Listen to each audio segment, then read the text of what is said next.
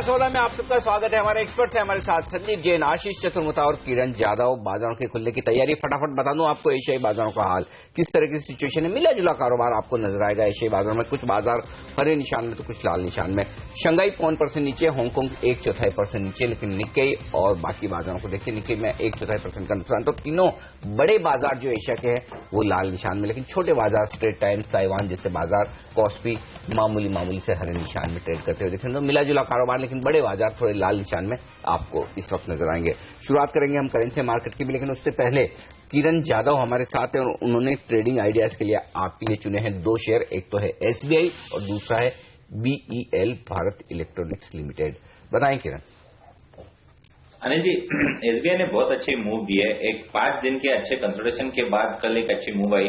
मुझे लगता है कि वापस ये मूव कंटिन्यू होती नजर आएगी। तो 203 के स्टॉप लॉस के साथ कैश मार्केट में पोजीशन इनिशिएट किया जा सकता है और अगले 2 ट्रेडिंग सेशंस में करीबन 219 से 225 के लेवल्स आपको देखने को मिल जाने चाहिए। दूसरा स्टॉक था बीईएल। मैंने परसों के शो में भी, आपके आखिरी सौदा के शो में आप रिकमेंड किया था, तब ये करीबन 1175 के करीब ट्रेड कर रहा था। तभी मैंने टारगेट दिए थे 1220 के, पर अभी जिस तरीके का चार्ट पैटर्न है मुझे लगता है कि और भी कंटिन्यू होता नजर आएगा ये रैली। और जो पिछले 1.5 महीने का जो कंसल्टेशन है डिसेंडिंग चैनल में ट्रेड करता नजर आ रहा है, उसका ब्रेकआउट कल दिया है, तो और भी मजबूती दिखाई देती है। डेरिवेटिव डेटा में भी ओपन इंटरेस्ट राइज दिखाई दे रहा है, तो मेरा मानना है कि इधर एक बहुत अच्छी रैली बन सकती है। तो 1200 के स्टॉप लॉस के साथ ट्रेड इनिशिएट किया जा सकता है और 1250 से 1280 के टारगेट्स आपको आते 2 दिनों में देखने को मिल जाने चाहिए। ओके, तो ये है राय इस वक्त आपके लिए इन दोनों ही शेयरों में खरीदारी करने के लिहाज से।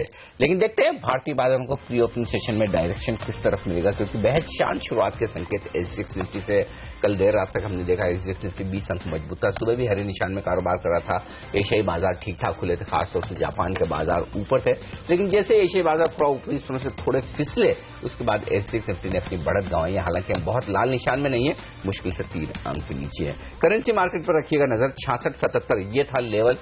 66.77 कल रुपए में बेहतरीन मजबूती दिखी आरबीआई गवर्नर के बयानों के बाद कि सिर्फ $20 बिलियन ऐसे हैं जो आए हुए हैं जिनकी जरूरत पड़ेगी रिफाइनेंसिंग के लिहाज से जब एफसीएनआर का पेमेंट ड्यू होगा, लेकिन उससे करेंसी मार्केट को मजबूती मिलती हुई नजर आई। चलिए, शुरुआत हो चुकी है भारतीय बाजारों की। पहली टिक आपकी स्क्रीन पर आती है सेंसेक्स और निफ्टी पर।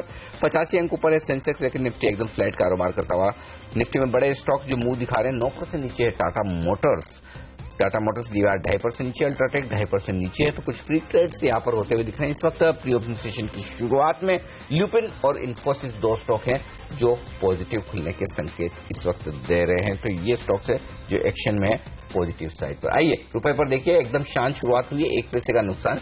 66.78 66.77 के मुकाबले में 66.78, यानी कि कहीं कोई बदलाव नहीं है। Currency market wait and watch वाले मूड में शायद एसजीएक्स निफ्टी से संकेत लेकर वैसी ओपनिंग करते हुए दिख रहे हैं, तो कोई खास बदलाव कहीं है नहीं।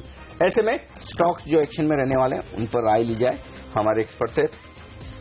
आशीष, एक और स्टॉक जो मुझे लगता है एक्शन में काफी बेहतरीन दिख रहा है वो है औरोबिंदो फार्मा।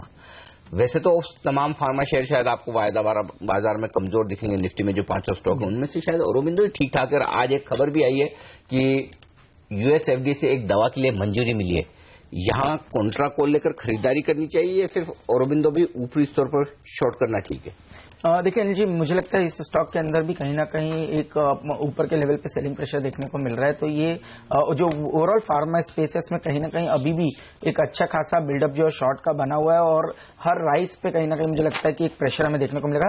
एक कॉन्ट्रा कॉल अगर से इस पूरे स्पेस में ही मुझे लेना होगा तो वो मैं डीवीज लैब के अंदर में लेना पसंद करूंगा, जिसके अंदर में एक वीकली मंथली ब्रेकआउट हुआ है और करीब 15% का इजाफा ओपन इंटरेस्ट में देखने को मिला है। तो वहां पे मुझे जरूर लगता है कि 1250 से 1300 तक के लेवल्स साइड में डीवीज लैब के अंदर हमें देखने को मिल सकता है। ओके, डीवीज लैब है बेहतर चॉइस। अगर आप निफ्टी के बाहर देख रहे हैं तो वहां पर तेजी का एक मौका बन सकता है, लेकिन तेजी और मंदी दोनों मौके मिलते हैं आपको दिन भर के लिए सिर्फ और सिर्फ बेहतरीन ट्रेडिंग आइडियाज के तौर पर स्टॉक 2020 के मैच में जो हर रोज खेला जाता है सुबह 7:30 से 8 के बीच में। आपको देखना चाहिए विस्तार में वहीं पर आइडियाज मिलते हैं। लेकिन किसी भी वजह से अगर वो समय आपको सूट नहीं करता, मिस कर जाते हैं, तो फिर 9 से 9:15 के बीच में हर रोज हम आपके लिए लेकर आते हैं उसी मैच का एक रिकैप और फटाफट बताते हैं कि आज कौन से वो 20 शेयर हैं जिन पर आपको नजर रखनी चाहिए और ट्रेड करना चाहिए। तो देख लेते हैं आज का अपडेट।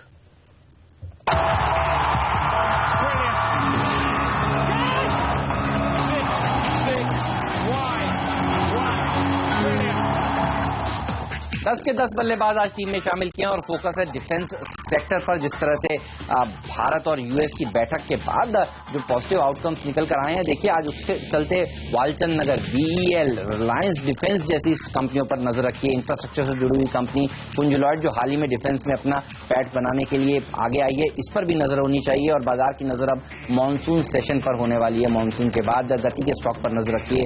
अगर जीएसटी बिल पास होता है तो एक अच्छी रैली देखने को मिल सकती है। एलएनटी मिस्टर डिपेंडेबल स्टॉक का पोर्टफोलियो के लिए एक अच्छा स्टॉक ये माना जा रहा है और कई बड़े फंड मैनेजर्स इसको अब खरीदते हुए नजर आ रहे हैं नतीजे आने के बाद और पॉजिटिव कमेंट्री के बाद। इसके अलावा नजर होनी चाहिए भूषण स्टील और उत्तम गैल्वा जैसी कंपनियों पर। सरकार मन बना रही है कि एक बड़ा राहत पैकेज इस सेक्टर को दिया जाए और जो सेक्रेटरी हैं, स्टील सेक्रेटरी, उन्होंने कल जिस तरह से बयान दिए वो काफी पॉजिटिव माना जाएगा। ओरियन ग्रीन पावर पर भी नजर रखिए और सुजलॉन पर भी नजर रखिए।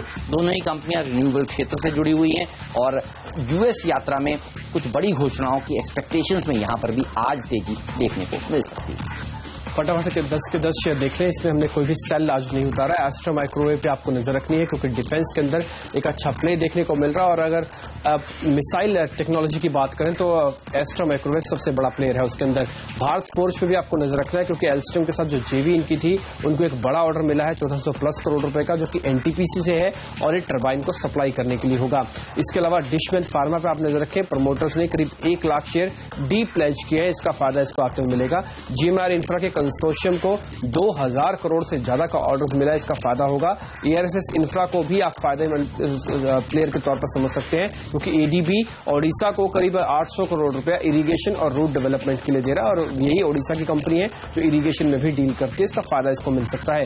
डिपेंडेबल के शोर पे आप आईएफसीआई को नजर रख सकते हैं। सरकार कई सरकारी कंपनीज को रिस्ट्रक्चर कर रही है, आईएफसीआई भी लिस्ट में है और साथ ही इसकी केयर ने इसके एक एनसीडीज को जो कि 500+ करोड़ रुपए का उसको AA रेटिंग दी, जो कि बेहतर रेटिंग है। इसके अलावा एनएमडीसी का करीब 20% हिस्सा बायबैक होगा, खबर आई है, और 94 के रेट पे बायबैक होगा, इसलिए हमने इसको टीम पे उतारा है क्योंकि अभी भी इसमें प्रीमियम है क्योंकि डिस्काउंटिंग पे सीएमपी है तो 2-3 रुपए का अच्छा सर्ज मिल जाएगा। मोबाइल पे भी आप नजर रखें, इसके साथ भी यही है कि करीब 25% तक यहाँ पे बायबैक हो सकता है, प्राइसिंग इसकी भी अच्छी आने की उम्मीद है। और इसके अलावा बायबैक आप फ्री हिट के तौर पर देखें तो एशियन ग्रेनेटो है क्योंकि यहाँ पे इसको 12 लाख स्क्वायर मीटर के लिए एक ऑर्डर मिला है और ओएनजीसी पे कच्चे तेल का असर आज पूरी तरह से पॉजिटिव पड़ता हुआ दिखेगा।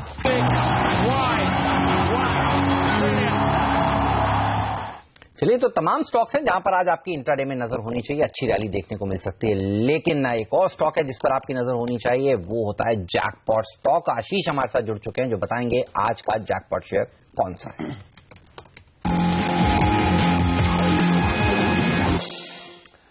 और इस हफ्ते आपने 2020 की टीम सुन के ही लगा होगा कि इस हफ्ते वैसे भी डिफेंस स्टॉक्स फ्लेवर में थे। कई सारे डिफेंस शेयरों में हमने तगड़ा उछाल देखने को मिला है और आज जैकपॉट के तौर पे भी इसी स्पेस से एक कंपनी उतार रहा हूं मैं, एस्ट्रा माइक्रोवेव प्रोडक्ट्स। इस कंपनी का गठन 1991 में हुआ था। कुछ चुनिंदा प्रोफेशनल्स से, सीनियर प्रोफेशनल्स, एमिनेंट साइंटिस्ट से उन्होंने मिलकर, उनकी एक टीम ने मिलकर इस कंपनी की शुरुआत करी थी। ये company radio frequency systems, microwave chips, microwave based components, सब सिस्टम्स वगैरह डिजाइन और मैन्युफैक्चर करने वाली चुनिंदा कंपनीज में से एक है। खासतौर पर डिफेंस, टेलीकॉम, मेट्रोलॉजी और स्पेस, ये 4 सेगमेंट्स में कंपनी ऑपरेट करती है। लेकिन इसके अगर डोमेस्टिक मार्केट, एक्सपोर्ट मार्केट्स को क्लब करूं मैं तो 90% रेवेन्यूज इसके डिफेंस से आते हैं, यानी कि एक प्योर प्ले कहना चाहिए डिफेंस कंपनी है ये। इस कंपनी के कुछ चुनिंदा कस्टमर्स आपकी स्क्रीन पर आएंगे। अंतरिक्ष corporation, Bharat dynamics, Bharat electronics, DRDL यानी कि defence research and development lab जो है, हिंदुस्तान एरोनॉटिक्स, IMD, इसरो, भारतीय Airtel, Vodafone, Nokia, Israel aerospace, ये तमाम कंपनीज हैं जिनको ये सर्विस करती है, जिनको ये सप्लाई करने का काम करती है। इनफैक्ट इसने हाल में एवियोनिक्स प्रोग्राम में भी अपने कदम रखे हैं, यानी कि आसान शब्दों में एयरक्राफ्ट के लिए, आर्टिफिशियल सैटेलाइट्स के लिए, स्पेस क्राफ्ट के लिए इलेक्ट्रॉनिक सिस्टम्स भी अभी कंपनी मैन्युफैक्चर करती है। इस कंपनी के पास almost 1.25 lakh square feet space है। आंध्र प्रदेश के में 4 यूनिट्स हैं, बोलाराम और रंगारेड्डी में इस कंपनी के यूनिट्स हैं। इन चारों मैन्युफैक्चरिंग यूनिट्स में ये रिसर्च, डिजाइन, डेवलप और मैन्युफैक्चर करने का काम करती है। अच्छा, कई सारे ट्रिगर्स हैं इस कंपनी के सामने। एक तो ऑब्वियस है, जो कल खबर आई कि मिसाइल टेक्नोलॉजी कंट्रोल रिजीम में भारत को एंट्री मिली है, तो डिफेंस स्पेस को बूस्ट मिलता हुआ नजर आएगा और शायद न्यूक्लियर सप्लायर्स ग्रुप में जाने के लिए भी एक बूस्ट है, उससे चांसेस बढ़ती हुई नजर आएंगी। कितना फायदा कंपनीज को मिलेगा ये कहना मुश्किल है, लेकिन एक सेंटिमेंटल पॉजिटिव है अक्रॉस स्पेस। और एस्ट्रा माइक्रोवेव पसंद इसीलिए है कि न सिर्फ इसके बल्कि फंडामेंटल्स के चलते भी लगता है ये कंपनी एक बहुत स्वीट स्पॉट पे आपको नजर आएगी। सबसे इंपॉर्टेंट, जो भारत में डिफेंस को मॉडर्नाइज करने की बात करी जा रही है, बहुत तगड़ी मार्केट अपॉर्चुनिटी होगी। इन्फ्लेक्शन पॉइंट पे कहा जाता है डिफेंस अगले एक दशक में $250 अरब से ज्यादा का खर्च होगा। वैसे भी इस नई सरकार का फोकस है, जो मेक इन इंडिया इनिशिएटिव था, 25 सेक्टर्स रखे गए, तो उसमें से एक डिफेंस था। इस स्पेस में एफडीआई 26 से बढ़ाकर 49% कर दी गई। डिफेंस प्रोक्योरमेंट पॉलिसी को लोकल करा गया, लिबरलाइज करने की कोशिश करी गई, लाइसेंसिंग रिजीम को लिबरलाइज करा गया। ना सिर्फ ये, ऑलरेडी $28 बिलियन के प्रोजेक्ट्स ऑर्डर्स दे दिए जा चुके हैं ताकि इस सेक्टर को किकस्टार्ट किया जा सके। और ध्यान रखिए, डिफेंस पीएसयूज जो हैं, ऑर्डिनेंस फैक्ट्री बोर्ड जो है, वो अकेले इस तरह की डिफेंस की रिक्वायरमेंट को केटर नहीं कर सकते। आसान शब्दों में प्राइवेटाइजेशन को, प्राइवेट कंपनीज को ज्यादा बढ़ावा मिलता हुआ नजर आएगा। ओवरऑल डिफेंस की मैंने स्पेंडिंग की बात करी, $250 बिलियन, लेकिन एस्ट्रा माइक्रोवेव का जो एड्रेसेबल मार्केट है डिफेंस इलेक्ट्रॉनिक्स, उसमें कहा जा रहा है अगले कुछ सालों में $13 बिलियन के आसपास का खर्च होगा। अगले 2 सालों में 10,000 करोड़ रुपए के ऑर्डर्स आते हुए नजर आएंगे और उस गेम में सबसे टॉप में डोमेस्टिक मार्केट्स में यही कंपनी है एस्ट्रा माइक्रोवेव। ऑलरेडी 540 करोड़ रुपए की ऑर्डर बुक है। FY16 में जो ऑर्डर इनफ्लोज थे वो 404 करोड़ रुपए के थे। मैनेजमेंट की खुद की गाइडेंस कहती है FY17 में 690 करोड़ रुपए के ऑर्डर इनफ्लोज होंगे, यानी कि साल दर साल ऑर्डर इनफ्लोज में 70% का जंप एक्सपेक्टेड है। ये ना सिर्फ ये, इस कंपनी की एक सिंगापुर जेवी है जिसने मार्केटिंग एक्टिविटीज की शुरुआत कर दी है, इस साल से वहां से कंट्रीब्यूशन आएगा। इजराइल के रफाइल के साथ एक जेवी थी, कनाडा की जेवी थी, जो आने वाले कुछ सालों में कंट्रीब्यूट करते हुए नजर आएंगे। अगले 5 सालों में इजराइल की जेवी से ऑलमोस्ट 1500 करोड़ रुपए के रेवेन्यूज आने हैं, कैनेडियन जेवी से 300 करोड़ रुपए के, और इस साल ऑनवर्ड्स जो सिंगापुर जेवी से मार्केटिंग शुरू हुई थी उससे रेवेन्यूज आना शुरू होंगे। क्योंकि जिस तरह की तगड़ी ग्रोथ एक्सपेक्टेड डिफेंस स्पेस पे आना है, इंपेंडिंग है कि यहां पे एमएनए एक्टिविटी आपको देखने को मिलेगी। इस कंपनी का मार्केट कैप एस्ट्रा माइक्रोवेव का महज 1000 करोड़ रुपए का, 1030 करोड़ रुपए का मार्केट कैप है। प्रमोटर्स का केवल 16% के आसपास का हिस्सा है। इसलिए कहा जाता है, कई बार आपने बस सुनी होगी कि एमएनए एक्टिविटी के गेम में सबसे टॉप में ये कंपनी है, बस बहुत स्ट्रांग रहता है। खैर वो बात अलग, ये कंपनी म्यूचुअल फंड्स की भी फेवरेट है। म्यूचुअल फंड्स का इस कंपनी में 34% हिस्सा है, जिसमें एचडीएफसी के पास 9, एक्सिस के पास 7.25 और एलएनटी के पास 4.5% हिस्सा है इस कंपनी का। 30 से 40 करोड़ रुपए इस कंपनी ने खर्च करें बैंगलोर R&D में। कहा जा रहा है वहां पे नए प्रोडक्ट डेवलप करने की बात हो रही है, तो वो एक बड़ा ट्रिगर होगा इस कंपनी के सामने। चौथी तिमाही के रिजल्ट्स आपकी स्क्रीन पर आएंगे। आय में 15% और मुनाफे में 250% का जंप, और एक साल में इस कंपनी के मार्जिन्स में 1100 बेसिस पॉइंट का इजाफा देखने को मिला था, क्योंकि रॉ मटेरियल में खर्च कम हुआ और डिफेंस अब ज्यादातर डोमेस्टिक प्ले होता जा रहा है, जहां पे मार्जिन्स बेहतर हैं। पूरे साल में 600 बेसिस पॉइंट्स के मार्जिन्स का इजाफा हुआ था, और FY17 में भी एनालिस्ट मानते हैं तगड़ा इजाफा आपको मार्जिन्स पे देखने को मिलेगा। खुद इस कंपनी ने जो गाइडेंस दी अगले 2 सालों की, आय में 15% और मुनाफे में 20% साल दर साल की ग्रोथ, और ये ग्रोथ कोई भी अपसाइड जो जेवीज की मैं बात करता उससे नहीं मैनेजमेंट ने फैक्टर इन करा है, ना ही जिस तरह की पॉलिसी रिजीम इस देश में चेंज हो रही है उससे जो फायदा मिलने वाला है। रिटर्न रेशियोज वापस ROCEs इस कंपनी के 14-15 की बैंड में आए हैं। मैनेजमेंट कॉन्फिडेंट अगले 2 सालों में रिटर्न ऑन इक्विटी 20% के लेवल पे पहुंचता हुआ नजर आएगा, और एनालिस्ट मानते हैं कंजर्वेटिवली भी ये कंपनी आसानी से 25% साल दर साल की ग्रोथ क्लॉक कर सकती है, और 20% के ROE के साथ ये ग्रोथ क्लॉक होती हुई नजर आएगी। इस कंपनी के स्टॉक में हमने देखा है बहुत ज्यादा गतिविधि देखने को नहीं मिली। पिछले 1 साल में एक छोटे दायरे में था, साल के हाई से अब 22% नीचे कामकाज कर रहा है, और आपकी स्क्रीन पर तमाम डिफेंस प्लेयर्स के ये पी मल्टीपल्स हैं। FY16 EPS पे कोई फ्यूचर प्रोजेक्शन की मैं बात नहीं कर रहा हूं, उस बेसिस पे भी आपको सबसे लुक्रेटिव, सबसे सस्ती है एस्ट्रा माइक्रोवेव नजर आएगी, और एक ऐसी कंपनी जिसका आउटलुक बेहतरीन नजर आता है। यहां से इस कंपनी को आपको अपने रडार पर रखना चाहिए।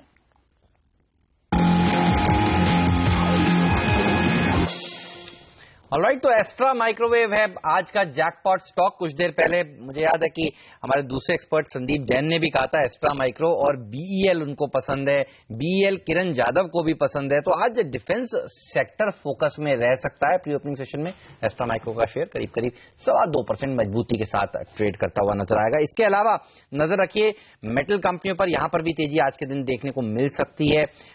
जिस तरह से सरकार राहत देने की बात कर रही है, telecom share pre opening session में मजबूत होते हुए भारतीय एयरटेल देखिए करीब करीब 2% मजबूती के साथ कारोबार की शुरुआत करेगा।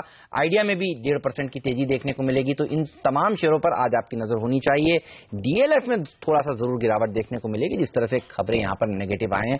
और इसी पर एक राय लेना चाहता हूं आशीष आपसे, डीएलएफ के लिए कुछ खराब खबरें आती हुई हरियाणा में जो पंचकुला नाम का प्रोजेक्ट है उसके लिए इनको अब कुछ हर्जाना देना होगा, क्योंकि देर से ये फ्लैट्स दे रहे हैं अपने कस्टमर्स को। ये बताइए, कमजोरी के साथ खुले तो खरीदारी करनी चाहिए या आपको लगता है उछाल में बिकवाली?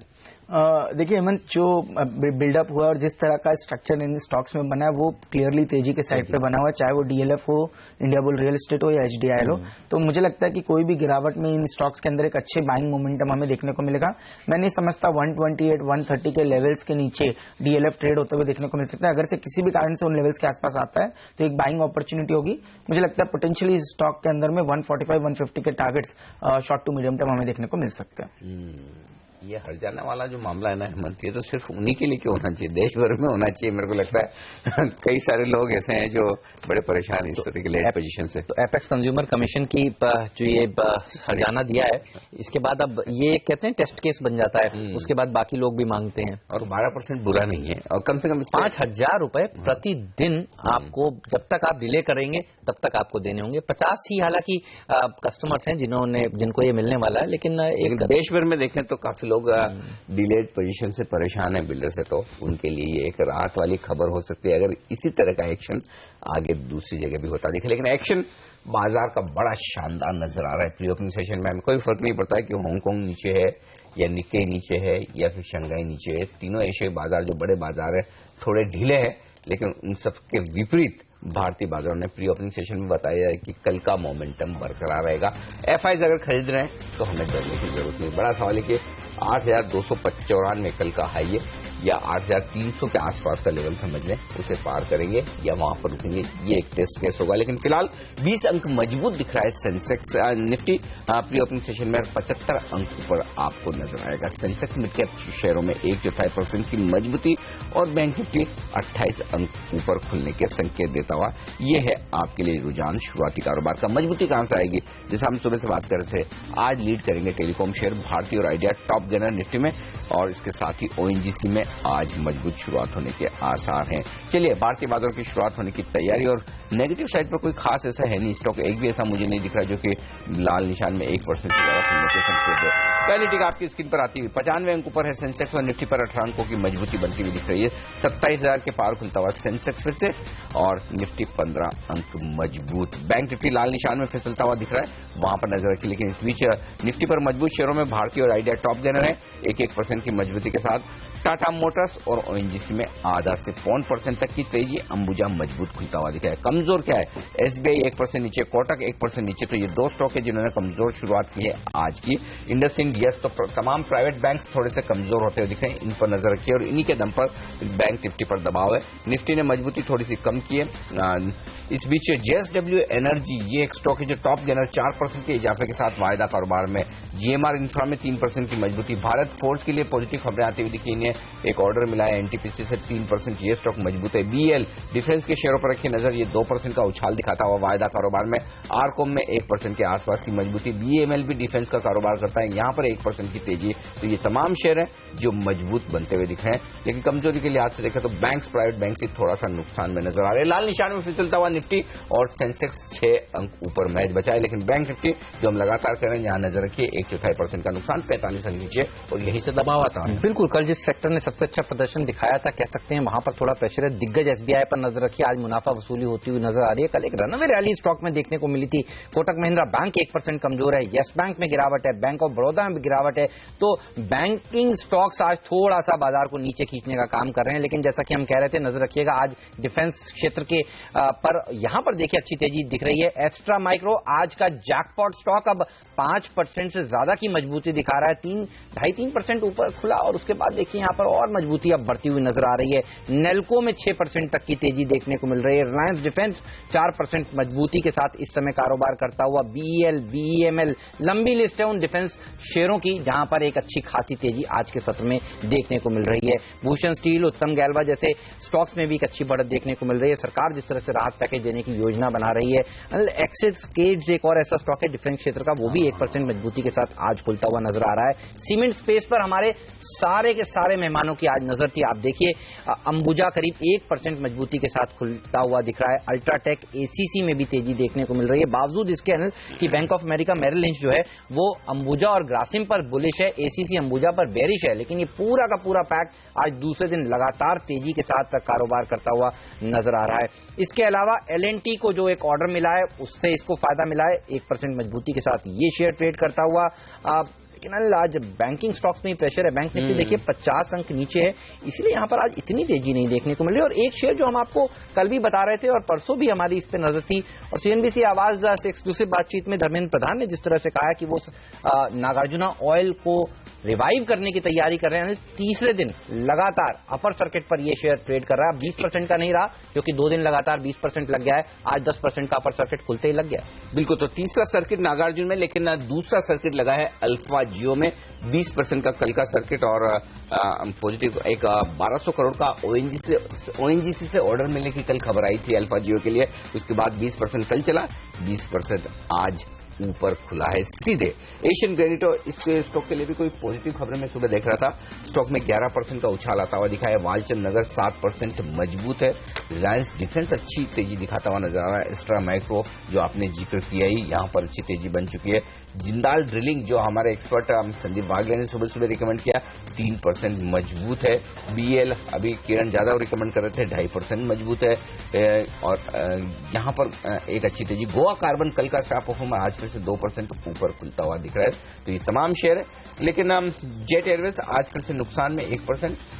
ये स्टॉक और है जो एक्शन में दिख रहा है। इस बीच एक और इंटरेस्टिंग स्टॉक जो दिख रहा है वो है जेएसडब्ल्यू एनर्जी, और एक बार उसी पर राय ली जाए, 6% मजबूत हो चुका है जेएसडब्ल्यू एनर्जी में। ऐसी कोई खबर दिख नहीं रही। कल जरूर हमने खबर सुनी थी कि शेयर होल्डर्स की मंजूरी वो ले रहे हैं जो प्लांट जेएसपीएल ले रहा है। जेएसपीएल चूंकि बेच रहा है 1000 मेगावाट का जो पावर प्लांट और जेएसडब्ल्यू एनर्जी उसे खरीदेगा, तो वो कल की खबर थी। लेकिन आज 6% बढ़ने का कोई रीजन हम ढूंढने की कोशिश करेंगे। लेकिन क्या करना चाहिए इन लेवल्स पर? 76 के आसपास फ्यूचर्स है। बिल्कुल जी, मुझे लगता है कि ओपन इंटरेस्ट में कोई एक्टिविटी देखने को नहीं मिल रही है। बड़ी क्लियरली इंडिकेट कर रहा है कि कहीं ना कहीं एक अच्छी शॉर्ट कवरिंग देखने को मिल रही है और उसके बावजूद भी ओपन इंटरेस्ट में कोई बड़ा गिरावट नहीं देखने को मिल रही। क्लियरली इंडिकेट करता है कि एक अच्छा मूवमेंट पॉसिबल है। 79-80 तक के लेवल्स मुझे लगता है 1 से 2 दिनों में हम स्टॉक में एक्सपेक्ट कर सकते हैं। लेकिन आज फोकस और फ्लेवर जो है सुबह आपके कुछ मिनटों का वो तो डिफेंस ही। आप देखिए टॉप 5 एफएनओ में बीईएल 1.5% मजबूत है। भारत फोर्ज को भी आप डिफेंस क्षेत्र के साथ जोड़कर देख सकते हैं, ये भी है स्टॉक। तो एफएनओ में 5 में से 2 शेयर डिफेंस के हैं। आप देखिए भारत फोर्ज में एक खबर और भी आई है कि एनटीपीसी को ये कुछ स्टीम टरबाइन जनरेटर्स प्रोवाइड करने वाले हैं अल्स्टॉम के साथ, जो इनका जॉइंट वेंचर है उसके तहत। भारत फोर्ज पर भी अपने एक्सपर्ट्स की राय लेंगे। लेकिन आज ये पूरा का पूरा सेक्टर देखिए फोकस में, फ्लेवर में। अब वालचंद नगर में 6-7% की तेजी देखी जा चुकी है। एस्ट्रा भी करीब 5% मजबूती के साथ खुलता हुआ। डिफेंस शेयरों में रनअवे रैली देखने को मिल रही है। गति जैसे शेयर देखिए आज अच्छा प्रदर्शन दिखा रहे हैं, 3% की तेजी यहां पर देखने को मिल रही है। तो ट्रेडर्स के कुछ फेवरेट शेयर हैं जो अच्छा प्रदर्शन दिखा रहे हैं आज के दिन। एक गिरने वाले शेयर के सामने देखिए 2 बढ़ने वाले शेयर हैं। और आज सेंसेक्स निफ्टी सुस्त कारोबार कर रहा है। मिड कैप्स में सबसे ज्यादा एक्शन देखने को मिल रहा है, करीब 0.5% की बढ़त यहां पर देखी जा रही है। एक सेक्टर को तो हमने आपको बताया, बैंकिंग शेयर जो आज बाजार को ऊपर नहीं जाने दे रहा।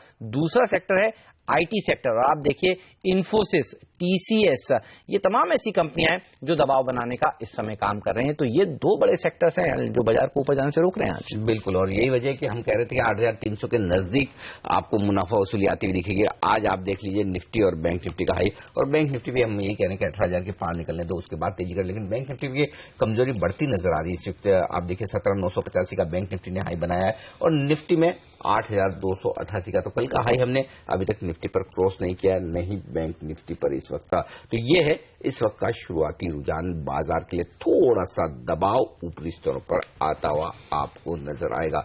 बैंक निफ्टी क्या ट्रेड करें इस वक्त, चूंकि कमजोर हुआ है, अगर आपको लगता है गिरावट में खरीदारी करनी है तो वो लेवल बताएं जहां एंटर करना चाहिए, या लगता है कि शॉर्ट करने का मौका है 18,000 के स्टॉप लॉस के साथ, तो वैसा बताएं।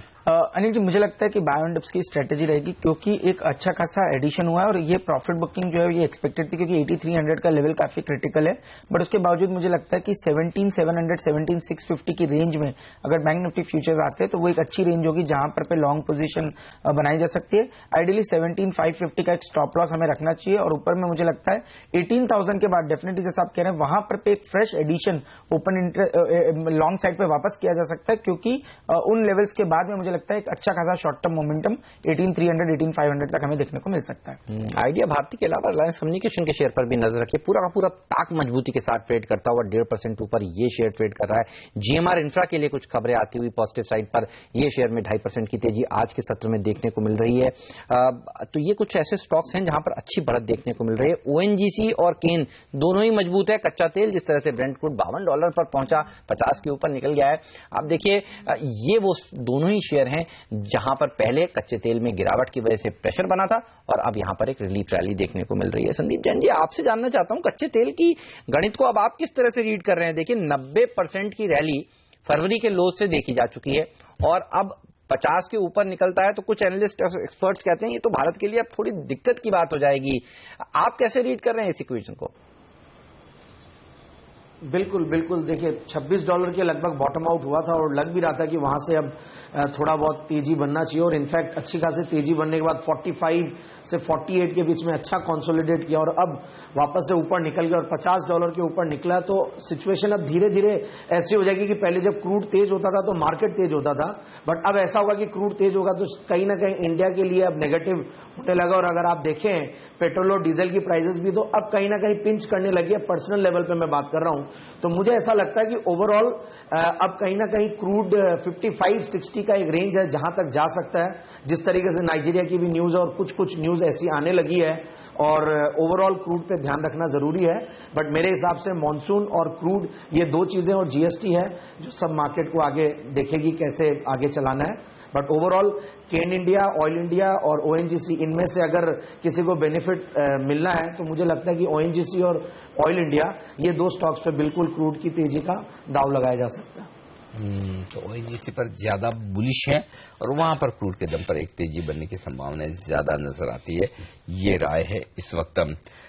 चलिए, बाजार लाल और हरे निशान के बीच में झूल रहे हैं, एक्चुअली डायरेक्शन की तलाश में। हाँ, ये जरूर है कि मिड कैप शेयरों में थोड़ी सी बेहतर मजबूती 1/4% के आसपास की, वहां पर खरीदारी ठीक ठाक सी होती हुई दिख रही है। तो वो एक स्टॉक है, वो एक स्पेस है जहां पर थोड़ी तेजी बनती दिख रही है। इस बीच एक और स्टॉक जो आज फिर से मजबूत होता दिख रहा है, गोवा कार्बन। यहां पर भी कल हमने अच्छी तेजी होते हुए देखी, आज फिर से 4% मजबूत हो चुका है।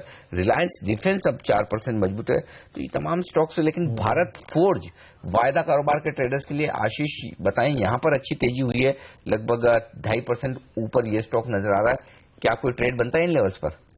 देखिए अनिल जी, बिल्कुल ये लोअर लेवल पे काफी समय से कंसोलिडेट हुआ है और आज एक गैप अप ओपनिंग हमें देखने को मिली। तो मुझे लगता है आज का जो लो है वो काफी क्रिटिकल रहेगा। 755 के स्टॉप लॉस से लॉन्ग पोजीशन बनाई जा सकती है और अपसाइड में मैं समझता हूँ 785 790 के टारगेट्स 1 से 2 दिनों में भारत फोर्ज में हमें देखने को मिल सकता है। किरण, आपने बीईएल का जिक्र किया था, एसबीआई का जिक्र किया था, बीईएल में तेजी देखने को मिल भी रही है। कैश मार्केट का कोई स्टॉक बताइए जो आपको पसंद आ रहा हो इस समय चार्ट्स पर डिफेंस क्षेत्र में, क्योंकि आप देखिए वालचंद नगर में तेजी जो है वो बढ़ती जा रही है, अब 9% मजबूत है।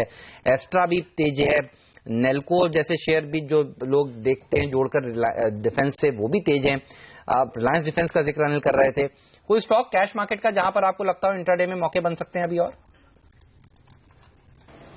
पहले तो वालचंद नगर, जहाँ पे एक बहुत ही बड़े वॉल्यूम के साथ हमने देखा है कि ये करीबन अभी 10.5% बढ़ता नजर आ रहा है।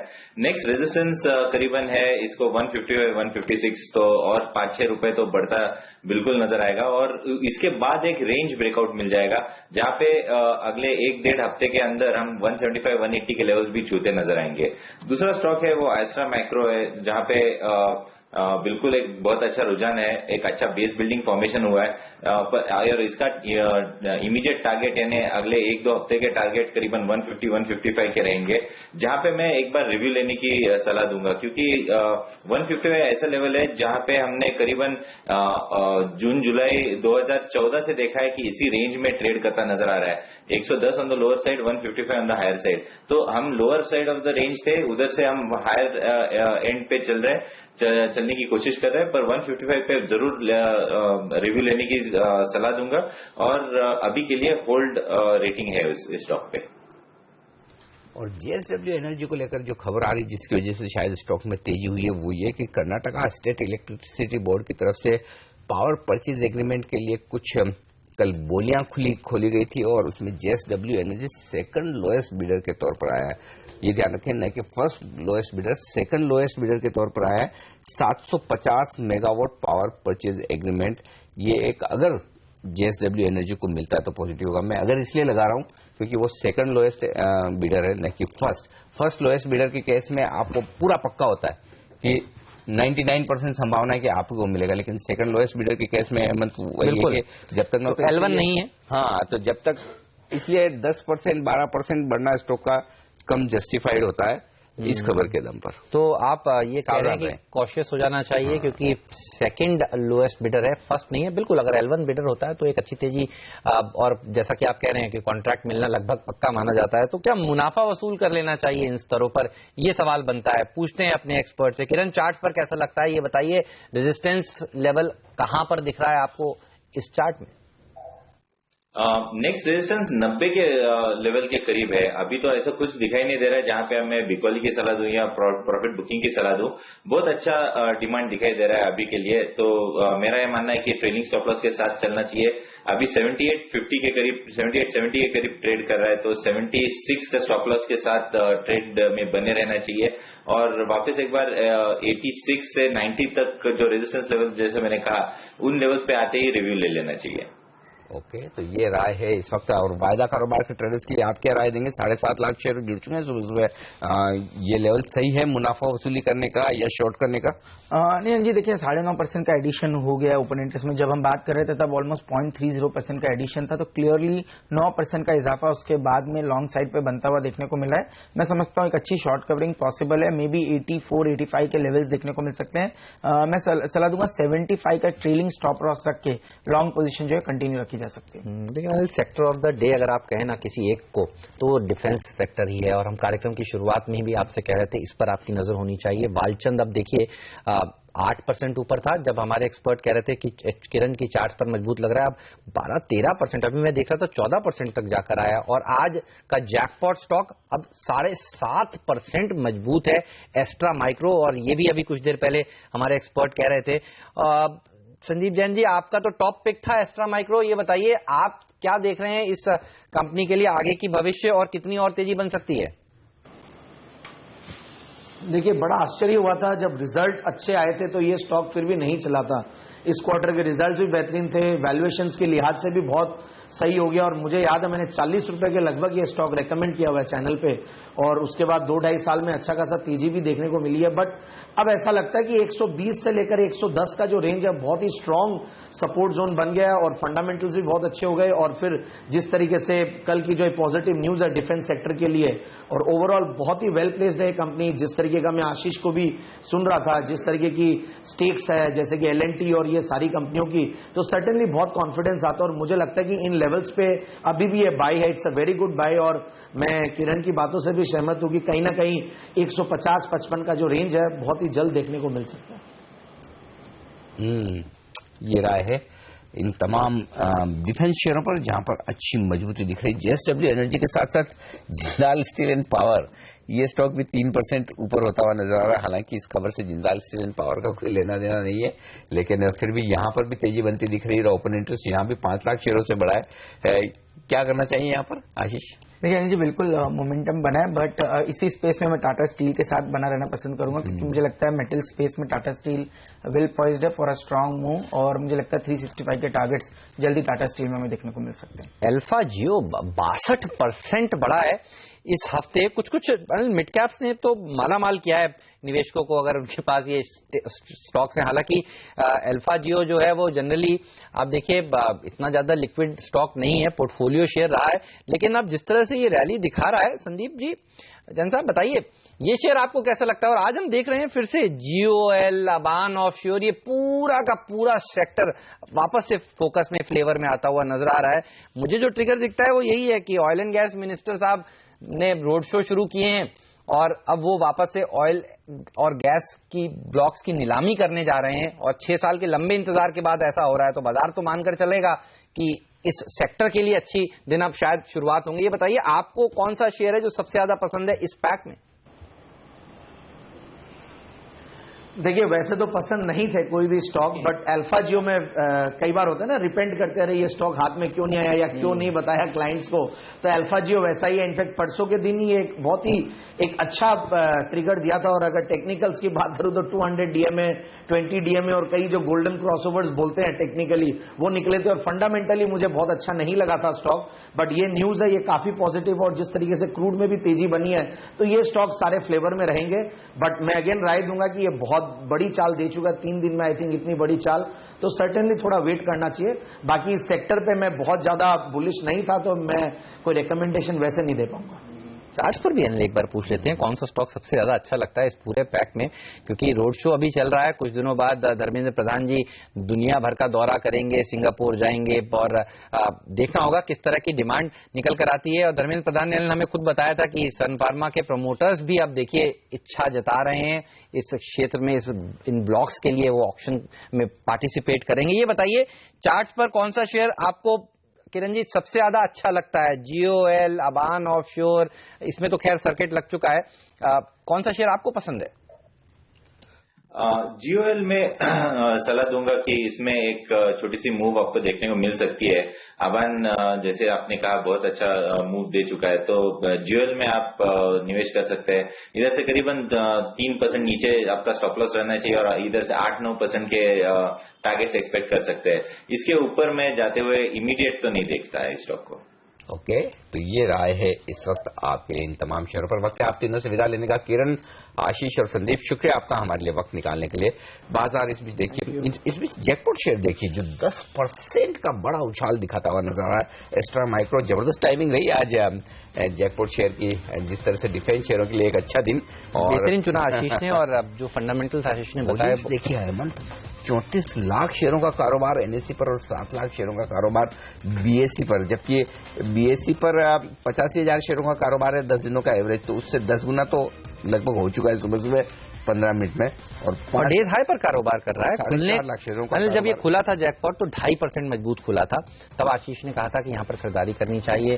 5% बढ़ा, 7% बढ़ा, 9% ऊपर, 10% यानी डबल डिजिट परसेंटेज गेन्स में आने की तैयारी कर रहा है। और 2020 में भी डिम्पी ने ये स्टॉक सुझाया था। देखिए आज काफी सारे फैक्टर्स हैं जो इस शेयर के साथ जुड़े हुए हैं। 2020 का इम्पैक्ट, जैकपॉट का इम्पैक्ट, हमारे एक्सपर्ट संदीप जैन का इम्पैक्ट, उनका ये टॉप पिक रहा था।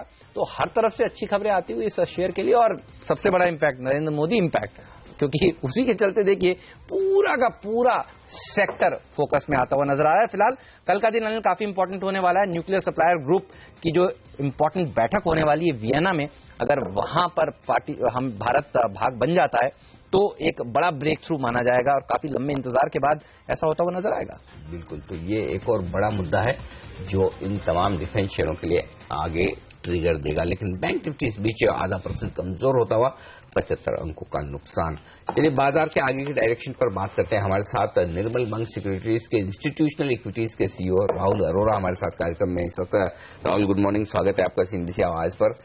7,700 से 8,309 स्टॉक, मतलब कुछ जरूरत से ज्यादा स्पीड से चल गए हैं या ठीक है, अभी भी डरने की कोई बात नहीं है? नहीं, आई डोंट थिंक एनर्जी को डरने की खास बात है। जब हमारी चर्चा हुई थी, मैंने कहा था मेरा ईयर एंड टारगेट 9,000 का है। जिस तरह से माहौल है इस वक्त, मुझे लगता है कि इंडिपेंडेंस डे तक अगर क्वार्टरली रिजल्ट्स अच्छे आ जाएं, मॉनसून अच्छे आ जाएं,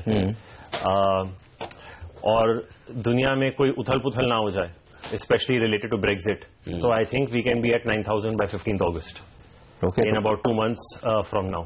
अच्छा, तो यानी कि अगर रिस्क है तो सिर्फ एक ही चीज, ब्रेक्जिट। बिल्कुल, और कोई आई थिंक Q1 के रिजल्ट्स भी काफी ठीक होंगे। अगर मॉनसून ठीक आ जाए तो आप देखेंगे कि 9,000 मिड अगस्त तक आपको मिल जाएगा स्क्रीन पे।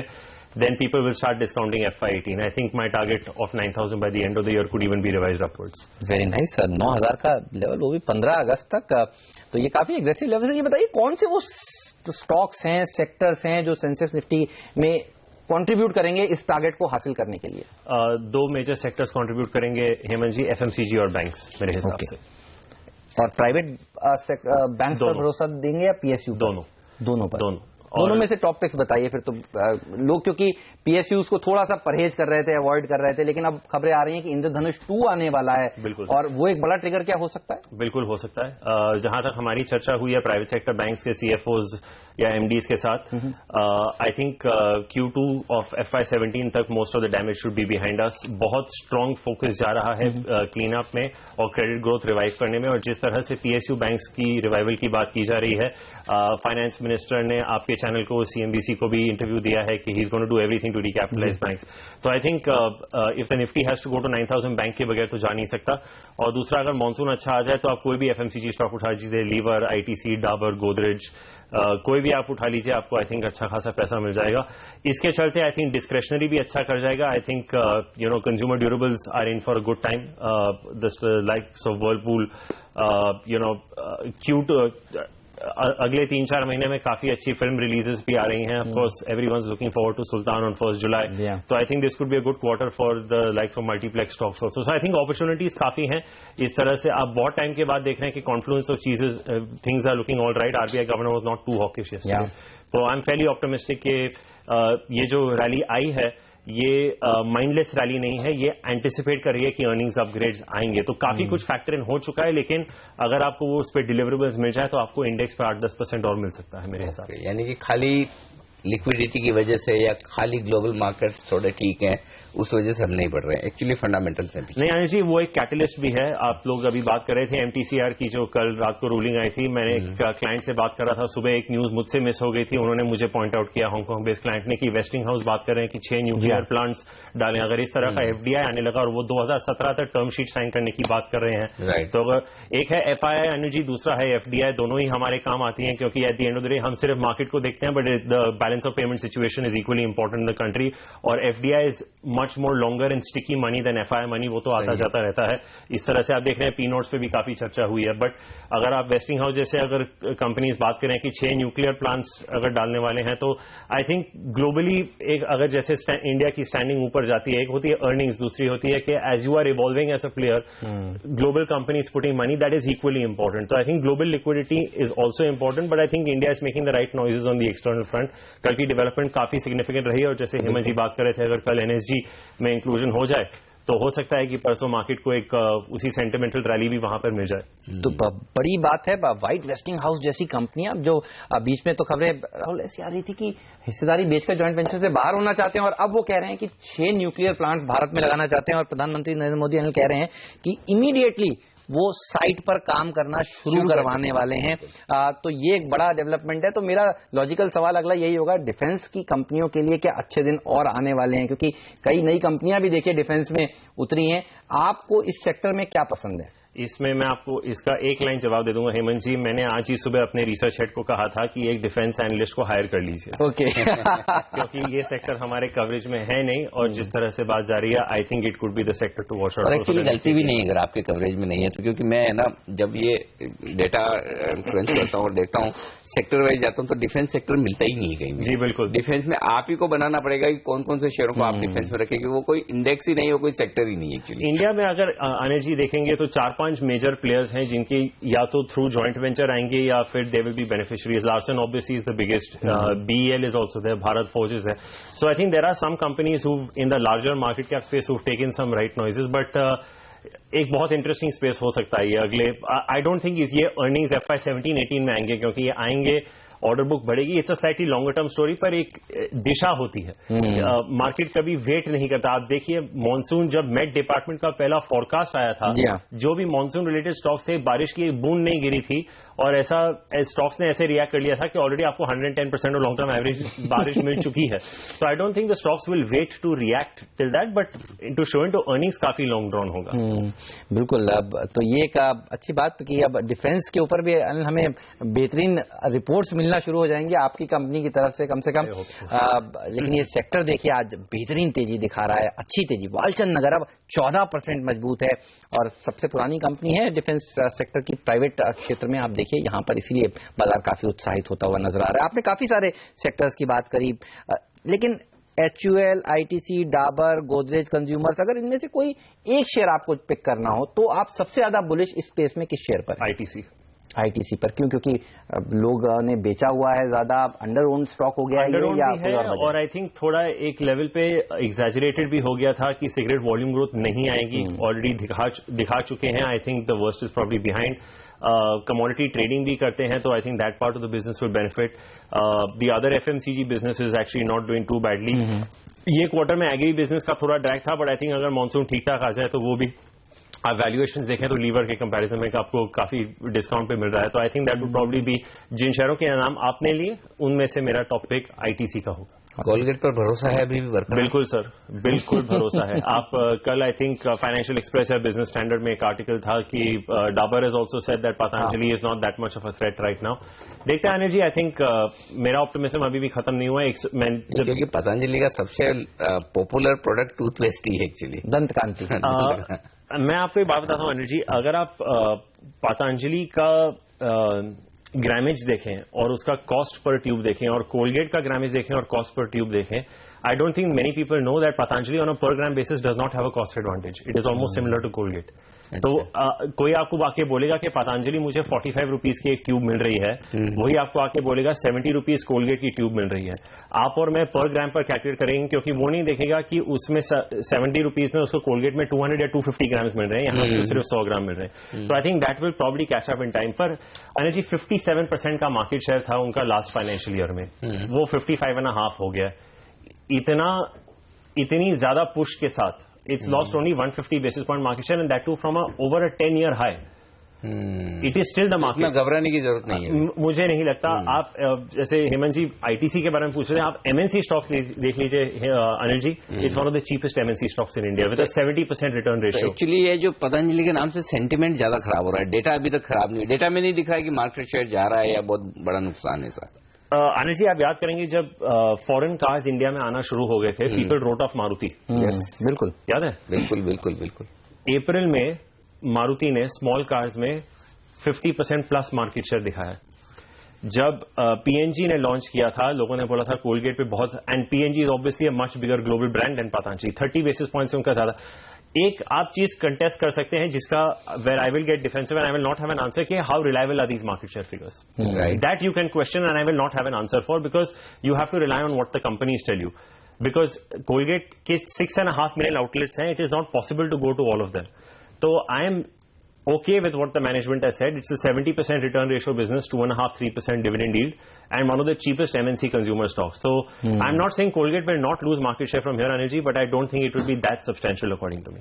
बिल्कुल। चलिए, तो कोलगेट के ऊपर भरोसा बरकरार है, और अगर एक FMCG शेयर आपको अपने पोर्टफोलियो में इस समय शामिल करना है तो वो होगा ITC। ये कहना है राहुल का, और राहुल ने जो सबसे इंपॉर्टेंट और इंटरेस्टिंग बात कही कि 15 अगस्त तक 9000 का लेवल देखने को मिल सकता है निफ्टी पर। तो तैयार हो जाइए एक अच्छी तेजी के लिए। क्या स्वतंत्रता दिवस पर मंदी से आजादी, बिल्कुल 9100 का हमने लाइफ टाइम हाई बनाया। 9119 मंदी से आजादी तो बन चुकी है, अब हम उसकी तरफ कदम बढ़ा रहे हैं। बिल्कुल बड़ी तेजी के लिए 700 पे आपको बड़ी तेजी के लिए आजादी मिलेगी। आपको एक्चुअली याद होगा Anil ji, and this is not to sound immodest, but अगर आप जाके आपके टेप्स प्ले करें, जो हमारा इंटरव्यू हुआ था बजट के एक महीने बाद, मैंने कहा था जो बजट का दिन का लो था वो मल्टी ईयर लो, मुझे याद है, मुझे अच्छे तरह से याद है, और वो मैं मेंटेन करता हूं। अच्छा, मैंने उससे 2 बार पूछा भी था, पक्का मतलब ठोक बजा के पूछा था। तो आई डोंट थिंक जो बजट का लो था वो, मैं अभी भी कह रहा हूं कि I am not ruling out Nifty can go down to 7500,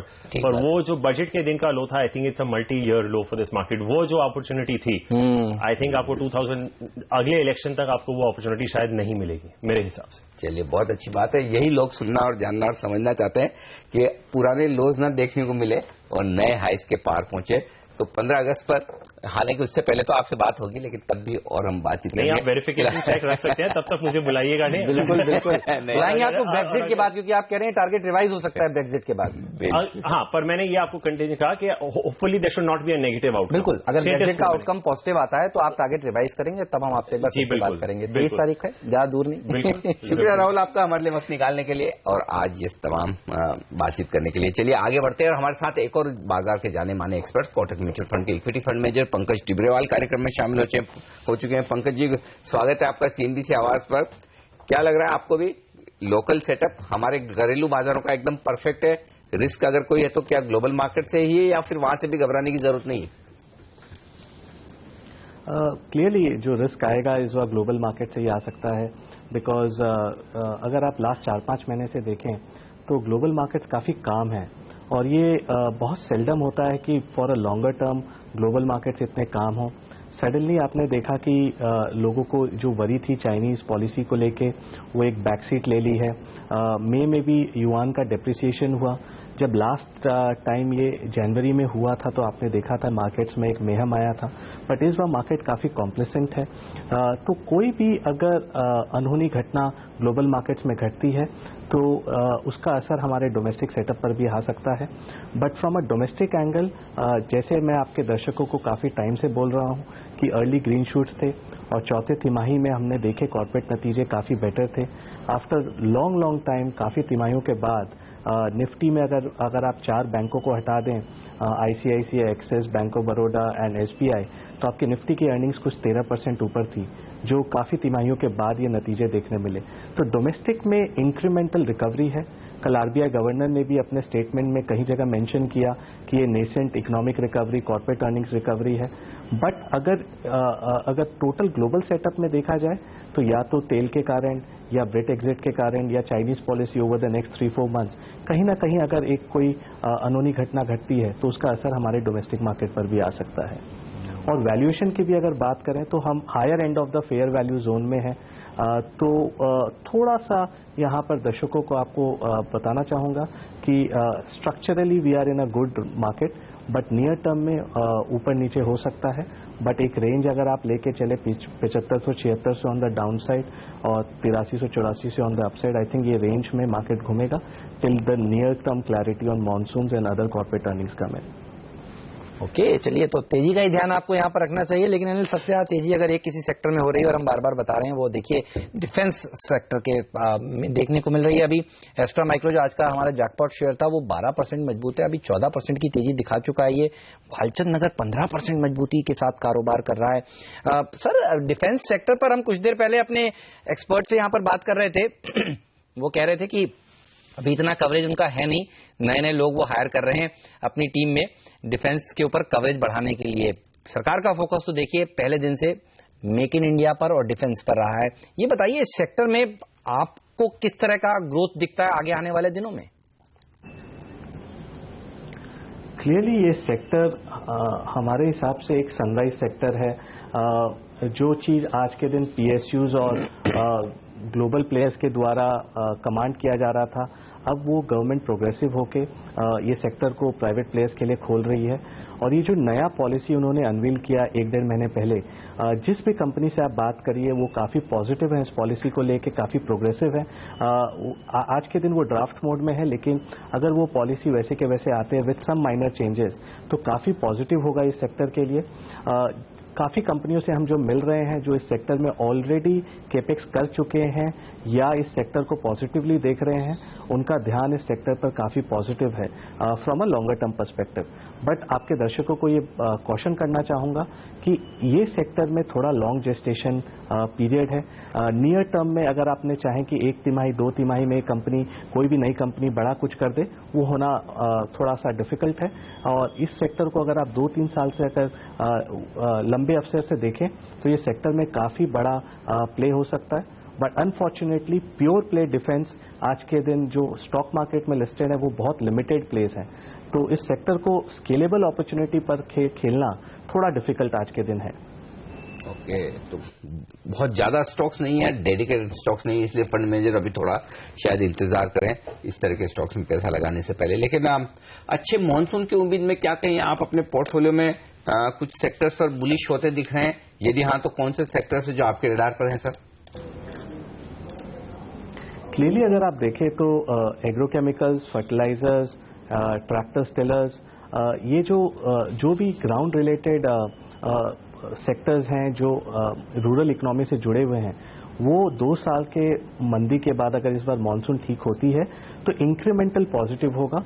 but हमारे हिसाब से जो पहली लेग ऑफ री रेटिंग है, जो आपके प्रीवियस प्रवक्ता ने भी बोला कि एक बूंद बारिश ने गिरा, आईएमडी की फोरकास्ट के बाद most of the rural stocks ने री रेटिंग हो गई है, कोई 50% से लेकर 70-80% ऊपर है। तो एक बार थोड़ा सा कॉशन लेंगे और मेरे ख्याल से मानसून को वॉच करेंगे कि कैसे ये स्पैन आउट होता है, एंड उसके बाद next level of upgrades of the earnings will happen. तो यहाँ पर पहली लेग ऑफ अर्निंग्स पी री रेटिंग ऑलरेडी हो गई है और मानसून किस तरह स्पैन करता है, लोग इस पर वॉच आउट करेंगे। सर ये बताइए, कोई एक सेक्टर जिसको अभी भी आपने अवॉइड लिस्ट में रखा हुआ है, कोई सेक्टर है या आपको लगता है कि चुनिंदा स्टॉक्स हर सेक्टर के खरीदारी के लायक हैं?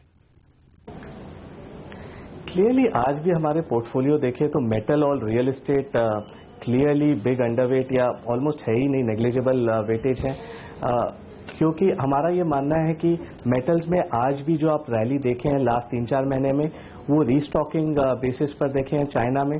फंडामेंटल डिमांड सप्लाई बेसिस पर कोई बड़ा चेंज नहीं है, बिकॉज ग्लोबल इकोनॉमी में काफ़ी बड़ा स्लो डाउन है, चाइनीज़ इकोनॉमी और चाइनीज़ कैपेसिटी काफ़ी भरपूर है, और ये एक MIP के द्वारा इंडियन स्टील इंडस्ट्री को प्रोटेक्ट किया जा रहा है।